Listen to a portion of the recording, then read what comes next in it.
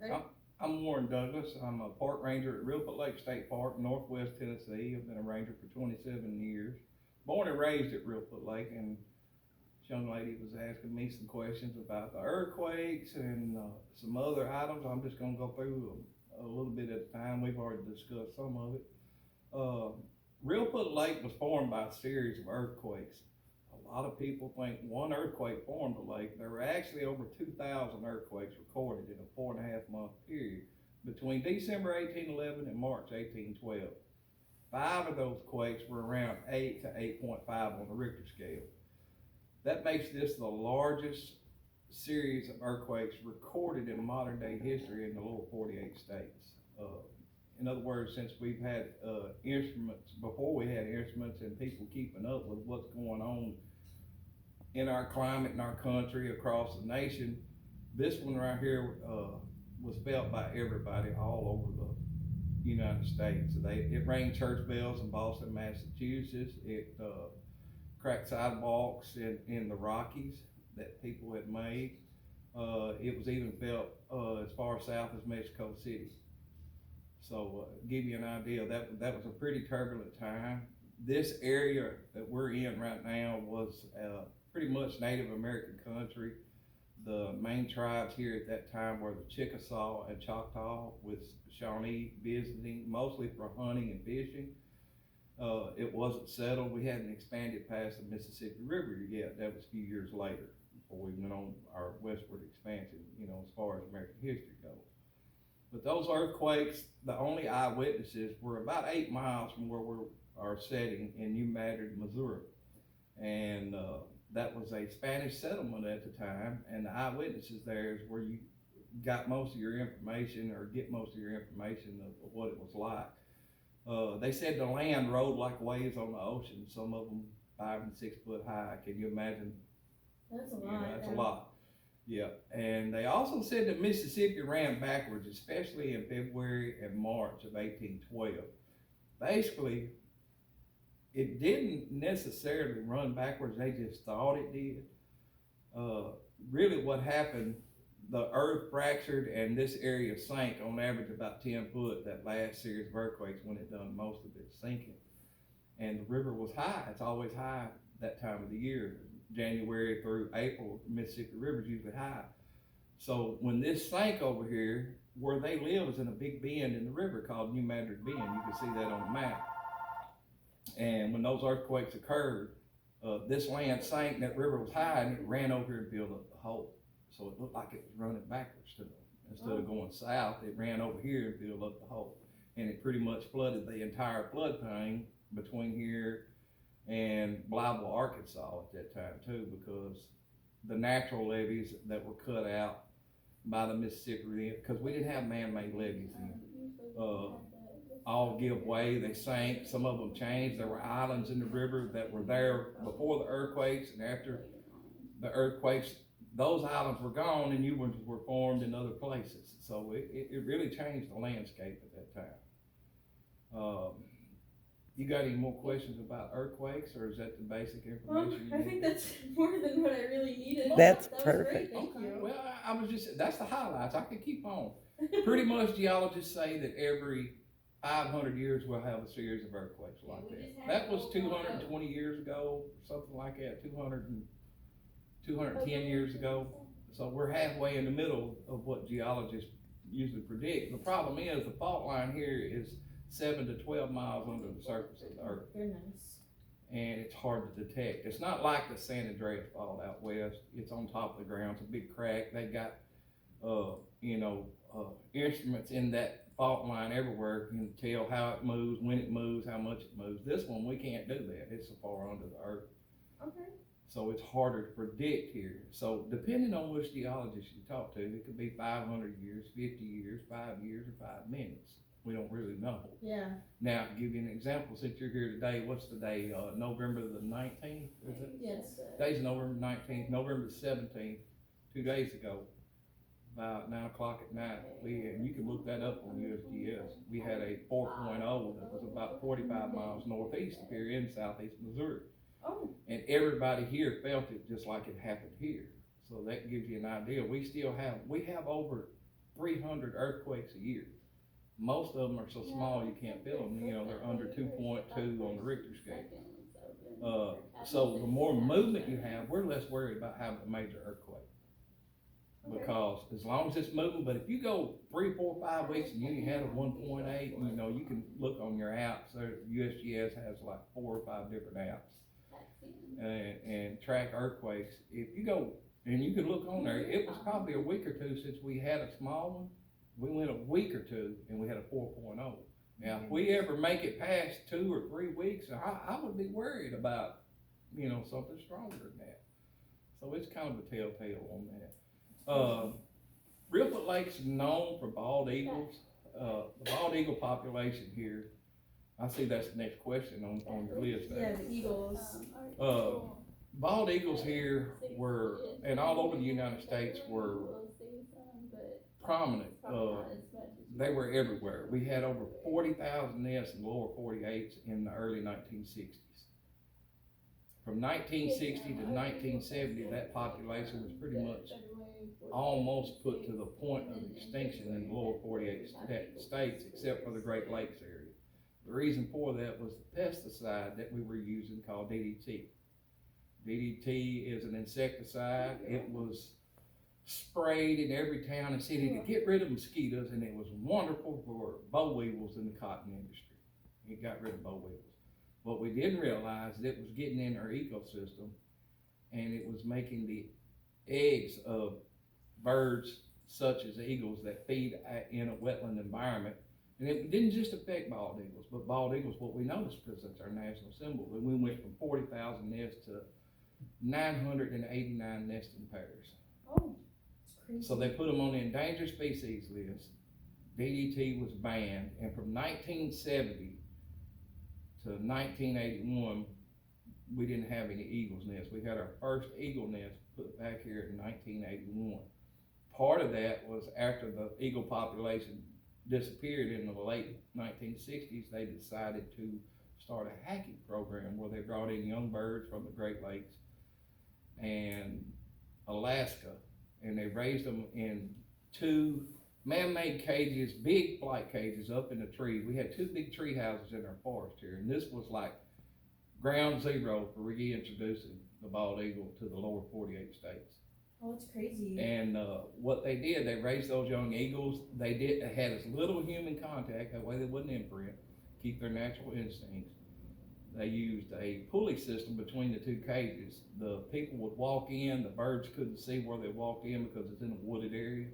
And they would climb up in that tree house and they'd use a robot eagle. They made, designed, and somebody sculpted a robot eagle with a clamp in its mouth, like a mama eagle would feed its babies, and they clamp a fish in, and they pull it over there, feed the eagles. They bring it back, put another one until they fed them all. And they'd raise them up, and once they took flight, it takes about 3.5 weeks for a young eagle to reach flight. They let them go. They banded them and let them go. They started that in 1979. So we had our first eagle nest here in 1981, 1 nest. In 1987, we had 2. 1994, we had 6. And since 1994 to now, which is almost 30 years, we have over 100 nests within 20 miles of the lake. Oh.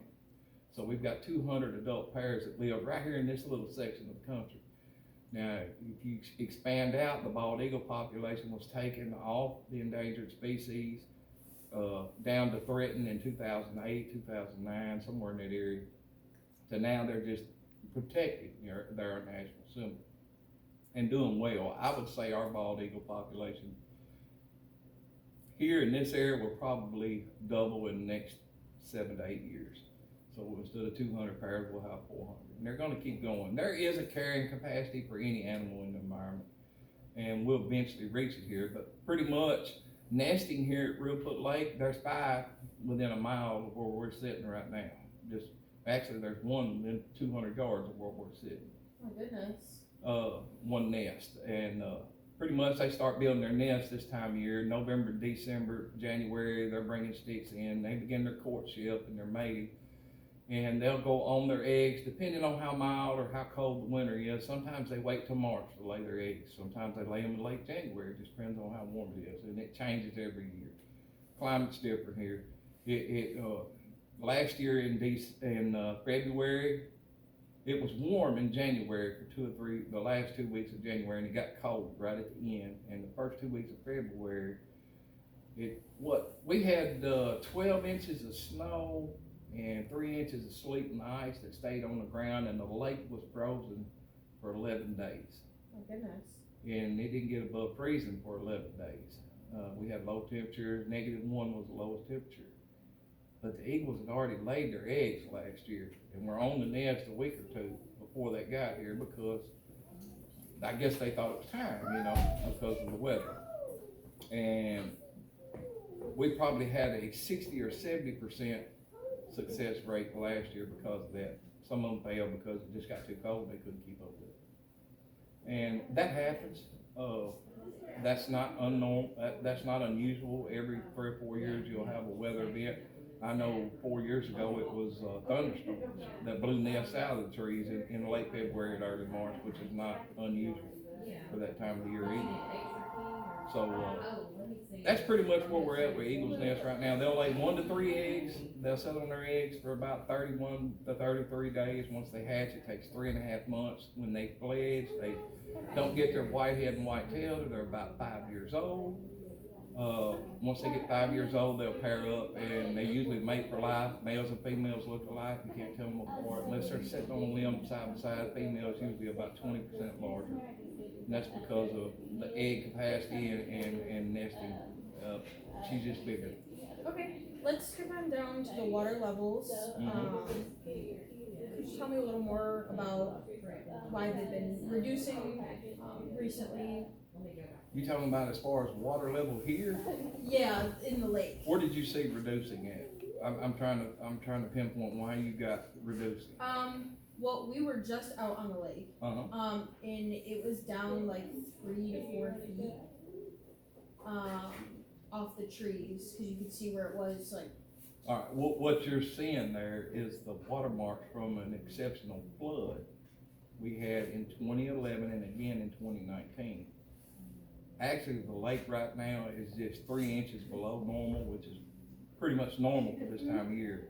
They manage the water level where it's 10 inches higher in the winter, and they step that back down 10 inches in the spring, and they've been pretty consistent. It's been pretty much consistent for the last 4 years, other than the flood.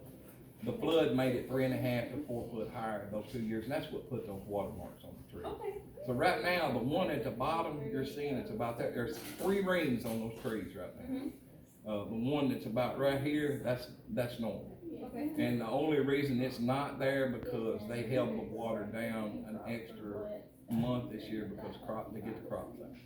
Okay. But now the boards are back in. It's supposed to rain twice, and the next week it'll come right back up. Okay. And then how has climate change, weather change, or any kind of weather change affected the animals, the park, including trees and plants? Climate change here, the only thing I've noticed different in 47 years myself, we had 2 major floods that I never saw before, and both of them were 10 years apart. And we had an extreme drought right before that flood where the water was 4.5 feet lower than it is right now. And it stayed that way for a year and a half. We went 2 years without rain. And part of what made the ecosystem here change at that time was we had an introduction to an invasive species into the river system called the bighead carp, which are Asian carp. And they came into the stream in that flood in 2011 after the extreme drought. I don't know what happened. They got out of somebody's farm pond in Arkansas, and they got in the entire Mississippi River system. And when that water got high that year, we were level with the river, no current. It was just level. Everything was flooded. And the carp came upstream and into the lake. And that changed our ecosystem here a little bit. And it's trying to put itself back in balance now, and they have put bounties on those fish and are trying to net them out. They are edible. They actually taste pretty good. I've had them myself. It's just their reproductive rate is way out of line with our native fish. they take up too much space in this, what I would call natural ecosystem, they take up too much space. That's one thing in the environment that's changed. As far as the climate change, like I said, we've had an extreme drought and 2 major floods, what I call 100-year floods, in the last 15 years. It's crazy. Yeah. How about trees and plants? Anything different with those? So there's eagles that are very active right now, so if y'all in the cabins, when you leave out of the cabin. The 2 floods we had, one of them stayed, the water stayed high all summer, which was unusual. Couldn't get it out because the river stayed high until September. Normally the river goes down in June, you don't have to worry about it. So some of our hardwoods and species that have been here, like hackberries, some pecans, hickories and stuff like that, that are pretty much upland trees, but have always grown around the lake and in spots around the lake. They all died because they pretty much drowned. Oh, goodness. And some of those trees were 100 years old. So we've had a lot of old growth timber that suffered because of those 2 floods. Okay, that's insane, actually. Mm. I don't think I really have any other questions. Here in Tennessee, I guess it's because of our geological location on North American continent. Other than extreme drought or floods, the only thing, I would say it's wetter the last 10 years than it's been in my entire life that I've seen. Now my dad tells me, because he's still alive, he's 78 years old, tells me that they had a time like that in the 70s where it was rainy and wet, like it had stuff I wouldn't remember because I was born in 74.